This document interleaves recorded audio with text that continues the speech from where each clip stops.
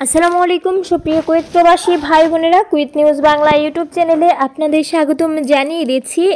নতুন ভিসা সংক্রান্ত গুরুত্বপূর্ণ সংবাদ রয়েছে, কুয়েতের আরও কিছু তথ্য। শুরুতেই নতুন ভিসা সংক্রান্ত আপডেটটি জানিয়ে দিচ্ছি।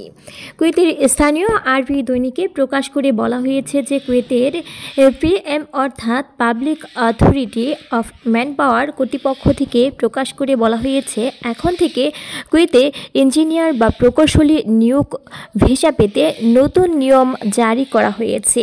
এ ব্যাপারে পিএমের ডিরেক্টর মাথ কালুভি প্রকাশ করেছেন যে কুয়েতে পেশাদার ইঞ্জিনিয়ার বা প্রকৌশলী হিসেবে পারমিটের আবেদন করার আগে পিএম এর ইলেকট্রনিক পোর্টালের মাধ্যমে যোগ্যতা স্বীকৃতির অনুরোধ জমা দিতে হবে।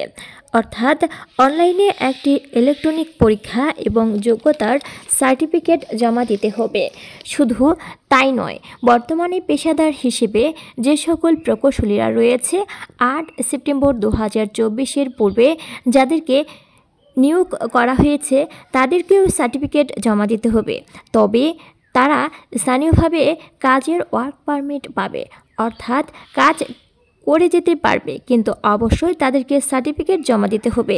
এছাড়া সরকারি বেসরকারি খাতে এ সকল প্রকৌশলীরা যারা কর্মরত রয়েছে তারা আকামা বা ভিসা ট্রান্সফার করতে পারবে।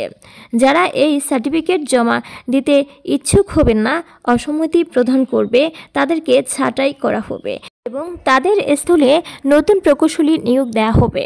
অন্যদিকে কুয়েতের বিদ্যুৎ ও পানি মন্ত্রণালয় থেকে প্রকাশ করে বলা হয়েছে যে ট্রান্সফারের রক্ষণাবেক্ষণের বা মেরামতের কারণে কুয়েতে 17 এলাকায় সকাল 8টা থেকে 12টা পর্যন্ত 4 ঘন্টা বিদ্যুৎ বিচ্ছিন্ন হয়ে যাবে। 28 ডিসেম্বর থেকে 4 জানুয়ারি পর্যন্ত এই বিদ্যুৎ বিভ্রাট চলতে থাকবে। চলুন এবারে জেনে নিই কোন এলাকায় কবে কারেন্ট থাকবে না।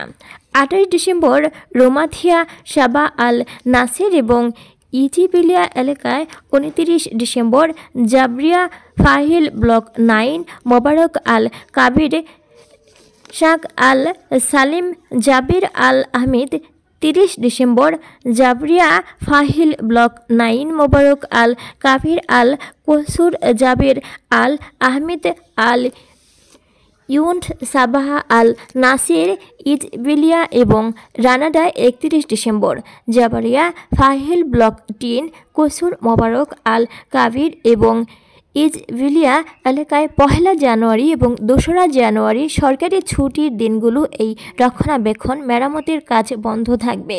এই দুদিন বিদ্যুৎ বিভ্রাট হবে না। আবার পরবর্তীতে 3 এবং 4 জানুয়ারি বিদ্যুৎ বিভ্রাট হতে পারে। সুপ্রিয় বন্ধুরা, এই ছিল কুয়েত নিউজ বাংলা সর্বশেষ আপডেট, গুরুত্বপূর্ণ সংবাদগুলি। পরবর্তীতে তথ্য পেতে চ্যানেলটি সাবস্ক্রাইব করুন।